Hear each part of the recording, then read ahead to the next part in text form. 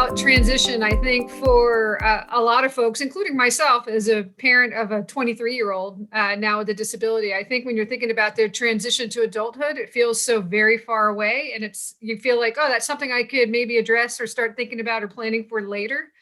But now having the lived experience and having some of the professional experiencing, working with youth and working with parents of students with disabilities, I'm here to tell them, hey, that time goes quick. And actually, the sooner you start planning and preparing, the better. And especially when you start thinking about that core purpose of IDA, the Individuals with Disabilities Education Act, where all of these things that we're putting in place, whether that student is 3 or 5 or 7, is really all about preparing them for future employment, education, independence. And so sometimes it's like, oh, well, right now I'm just kind of focused on, getting my child potty trained, or I'm really, the focus is on, I just want him to increase his language skills. And that's super important that we're looking at those short-term goals, but always kind of having your eyes on the end, because there's so much stuff that parents and schools can do along the way to meet that end goal. And so always kind of thinking about what is my vision for after high school? And as the student is able or gets older and can start chiming in and saying, here's what I want for myself, and trying to get some things in place to really meet that goal.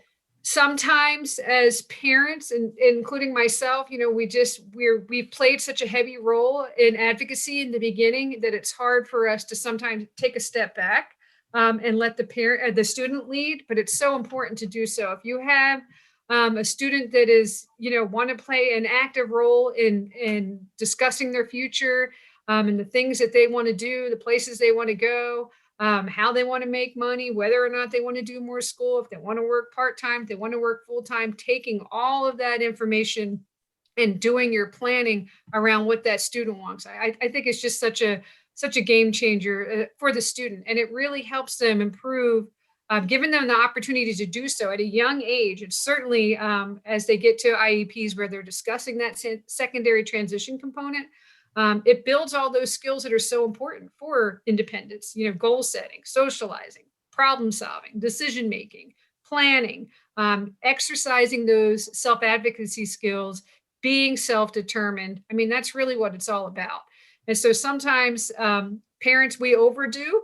And so sometimes we have to tell the parent, pull back, or why aren't you inviting your child, letting your child know that they can go to that IEP meeting? Or why, when I look at this vision statement, I see yours, but what does your child want? And so, thinking about my own son and my own personal experience with transition, there's some things that I pat myself on the back and I go, man, I did so good with that. And then there's other things that I go, wow, I might have failed in this area. And so I'm still learning as I go. One thing that for my own son, when he graduated high school, it was kind of like, we made it. Okay, we're done. And it was like, no, we're not done. We got to have a plan here. What's next? And so there were some things that we did well, as far as we had initiated services with voc rehab, but there's other things that I didn't realize, skills that we should have maybe worked on along the way, both with the school and at home, that we didn't. Something as simple as being able to provide a signature. I mean, they're not teaching cursive anymore, but realizing, hey, Joey, you're 18 now and you're going to need to be signing some documents. You need to have a signature, and that was something that we ended up working on after high school. Now he's working, he's got a full-time job. But he had some experiences recently where he was getting upset, had like 3 bad things happen in a week at work. And I said, well, what do you want to do about it? He goes, well, I wish you would just call and talk to them. And I said, well, I know you wish that. I said, but I can't do that for you. That's actually not me helping you. That would kind of be a hindrance. But what I can do is help you come up with your talking points. And so there's still things that we can do as parents, but there's also a time where we do have to back off and let the independence have an opportunity to take form. And so we worked on that together. So sometimes I think, man, I got it right. Sometimes I didn't. But I think what's most important is to always be thinking about, what is the hope? What is the hope for when this child exits high school? What is my hope? What is my child's hope? And as that child gets older and folks are really getting ready to put in some of those post-secondary supports and services and have goals in that area, really making sure that all of those things that we're heading towards are a true representation of what that student wants for themselves.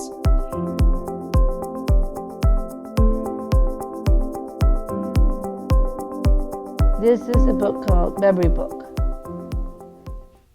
And I create memory books by hand.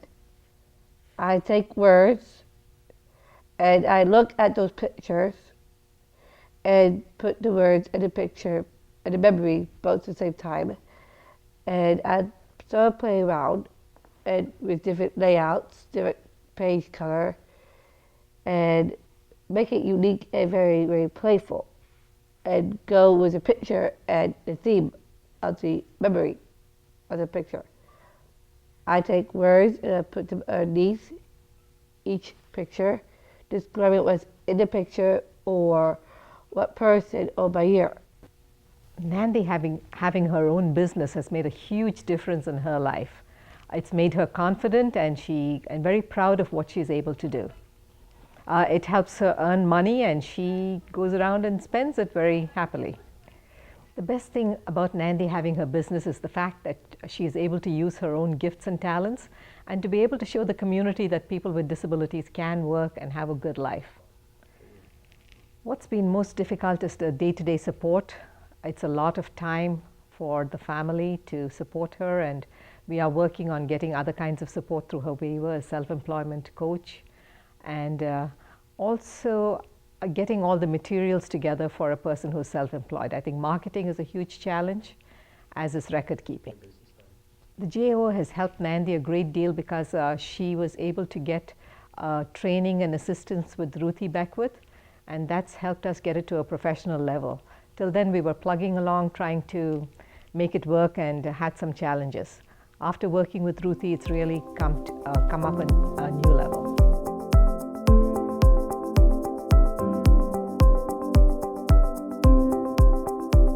Our daughter's process, I think she received special ed services from the time she was in kindergarten through graduation.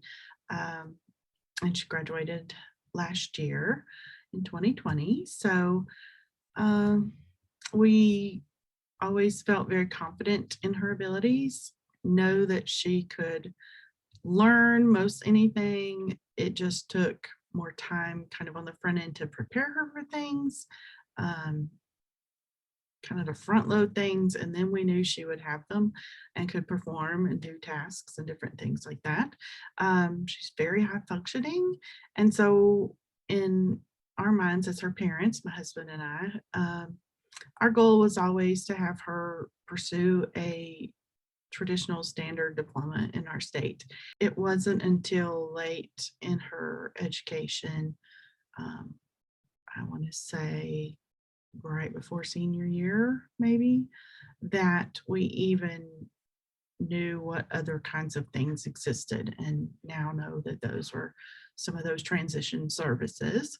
I think before that point, we knew of them on the IEP as some very basic questions that seem to translate in our IEP experience as the special ed teacher asking Julia some questions about where would she want to live as an adult, what would she want to do career-wise, how would she get around, navigate the community, all great questions, but we never really saw services that were supporting some of those questions. So we never really paid much attention to that section of the IEP as parents because it just didn't seem relevant at that point, because we weren't being told about what services there were to help her do those things at this point in high school while living in our home. So, but before senior year, I guess maybe as they were planning some of her courses for senior year, we figured out she had some flexible time. She had accomplished several of the academic hours required for the regular diploma, which was still on our goal list. So now she had some time to incorporate the life skills course and maybe some other course. I'm not sure I know the title of it, but she had some time in her day as a senior to actually do some life skill things that we didn't even know life skills existed as a course until senior year. And it would have been nice as parents coming into high school with her as a freshman, being told, here are some of the choices and options, and here's what they do, and having more of an ability to customize and balance the two together, so that while we had this goal for the typical high school diploma, that we could have balanced some life skills pieces with it, because it really felt to us senior year like this is where she belonged. Like, she had this really nice mix of academics and now some life skills things. And so she participated in the life skills course at her high school, and she enjoyed the things they were doing. She became a client of Voc Rehab through that process, and so had started doing some work at the Voc Rehab facility in our county, which was just across the street from our high school. So every morning she'd go there and do some job skills training and work, and earned a little money. So it was just really good experience for her, and she enjoyed having those opportunities and doing some things that were not so academic. And they also provided, I think, some social support and interactions that she didn't always get in the academic classroom.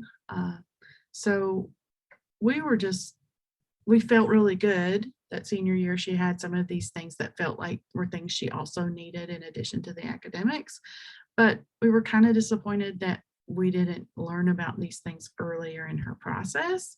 So we could have maybe balanced those things for her throughout her whole high school experience. And then, of course, being 2020, she got cut short those last 3 months of high school. So her transition services kind of got, cut short too. So she couldn't go do those things. But she continues to be a client of Voc Rehab, and is enrolled in a higher education program here in our state that provides, now I can't think of the term for the program, but it's for students who have intellectual disabilities, and it's a 2-year certificate program, and they're teaching them job skills and life skill kinds of things. And she's done it virtually this year, but in August plans to go to be on campus for the next 2 years with it. And so Voc Rehab is supporting with some financial contributions, and she's getting a scholarship through our state for that as well. So it's nice now financially she's getting this benefit because she did become a client of Voc Rehab. So we've had that support, which has been really nice.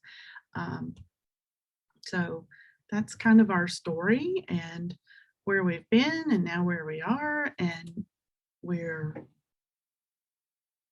in retrospect, just really wishing we had known earlier about transition services, what exactly it could entail and could look like, and maybe have some more balance between the academics of pursuing that traditional degree, which she earned, and but then also getting more what she needed, because like I said, that last senior year really felt like a good fit for her.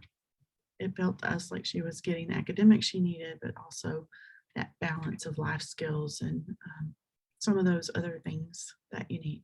So I think that's all I have to share. My name is Miriam Aliso. My first connection with the NTACT Capacity Building Virtual Institute was as a result of my role as a mother of 2 young adults that had IEPs and that went through the transition process. The transition from Part B services to a world without IEPs, but with 504s, a world without school case managers, but with learned self-advocacy skills. But in reality, transition doesn't start at the transition age your state mandates, 14 or 16, depending on your state. For families, the transition process starts as soon as their sons or daughters are identified as needing special education services. Our children, our students, need their parents to be involved in the schools because they know them better than anyone else, and their input is really important. Schools and organizations benefit from the input that parents can offer. This parent input can help schools and agencies identify global and systemic issues that affect their children's education. But our children also need to be involved in their own IEP process because they need to understand how they learn better. As you probably know, every state has at least one federally funded parent center, and their job is to provide families, youth and young adults, and professionals information and support about special education topics, state and federal laws, trainings, and local resources. My message to you is to partner with the Parent Center Network. To contact the Parent Center in your state to work together in order to improve opportunities and outcomes for students and youth with disabilities.